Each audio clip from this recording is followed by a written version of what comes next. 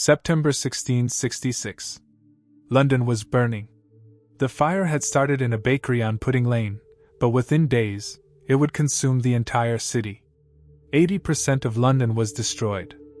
13,200 houses were reduced to ash.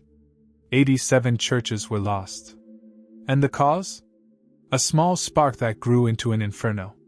The Great Fire of London was one of the worst disasters in British history. The fire began at 1 a.m. on September 2, 1666, in the bakery of Thomas Farriner, the king's baker.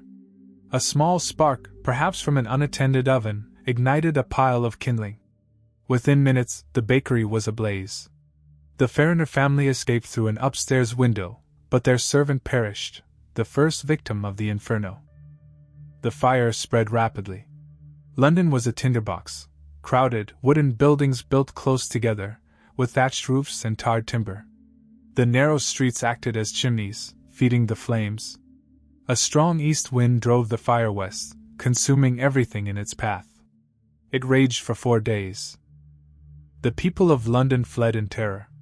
They carried what they could, furniture, valuables, clothing, and escaped to the fields outside the city. Others fled to the river, boarding boats to escape the flames.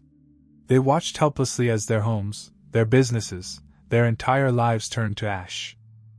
King Charles II and his brother, the Duke of York, personally directed the firefighting efforts.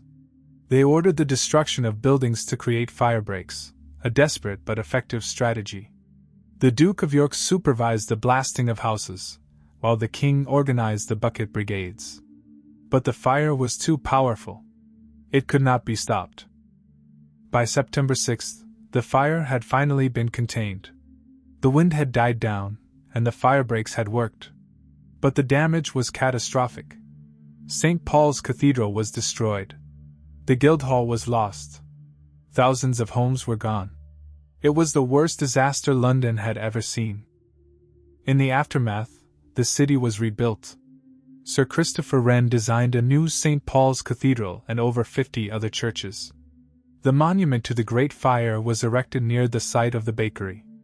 It stands to this day, a reminder of the disaster and the city's resilience. But here is the question that remains: was the fire an accident? Or was it arson? At the time, a French Catholic named Robert Hubert confessed to starting the fire. He was hanged. But many believed he was innocent. The fire was likely an accident. But the suspicion lingers. The Great Fire of London is a reminder of how quickly disaster can strike, and how resilient a city can be in the face of destruction.